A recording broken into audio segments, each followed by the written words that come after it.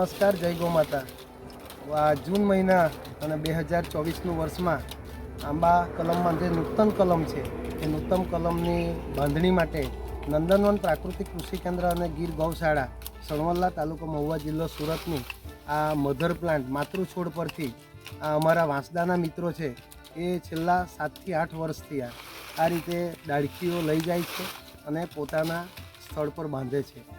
પ્રાકૃતિક રીતે આંબા કલમનું જે જતન કરવું એ વિષય પર અમે જ્યારે કામ કરી રહ્યા છીએ ત્યારે ઓર્ગેનિક આંબા કલમો એ કેવી રીતે ઉગાડવી એ આ ભાઈઓને અમે બતાવીએ છીએ, શીખવીએ છીએ.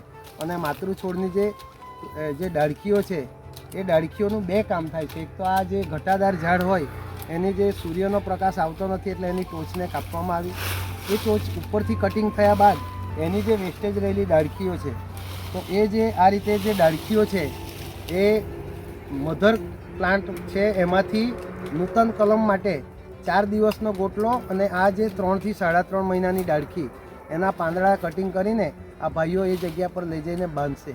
એટલું ખુશનુમા અને માફક આવે છે કે એ વિસ્તારમાં કલમ ખૂબ સારી ઉછરે છે અને એ માટે જે મધર પ્લાન્ટના જે ડાળખીઓ છે એ આ રીતે વાડીઓમાંથી કલેક્ટ કરવામાં આવે છે. સરસ મજાનું દર વર્ષે અમે 15 થી 20 હજાર જેટલી ડાળખીઓ આ રીતે કલેક્ટ કરીને એ મિત્રો એમના ત્યાં નૂતન કલમ બાંધે છે. એ નૂતન કલમ બાંધ્યા પછી વર્ષના અંતે ફરી પાછું જૂન મહિનામાં રોપણ વખતે અમે જ એમની કલમોને લઈ લઈએ છીએ અને અમારે ત્યાંથી એનું વિતરણ થાય છે.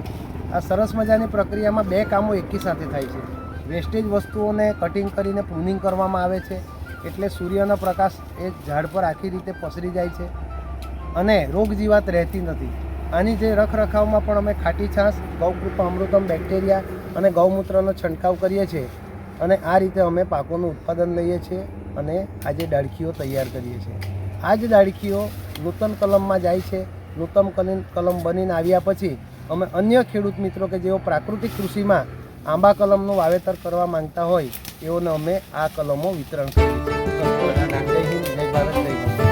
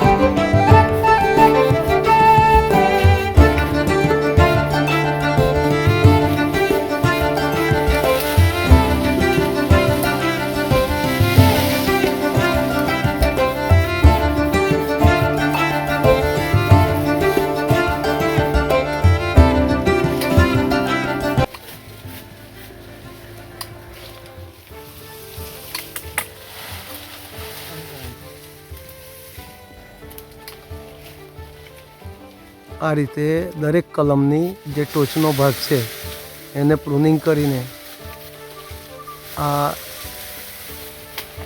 જૂન મહિનાના પાછલા 15 દિવસમાં આ કેરી લેટ પડવાને લીધે પ્રૂનિંગનું કામ લેટ થયું છે. આ મધ્ય ભાગમાં ખુલ્લો કરવાને લીધે સૂર્યનો પ્રકાશ સીધો પડે છે, નવી કૂપળો બેસે છે અને કેરીનો ફાલ સારો આવે છે.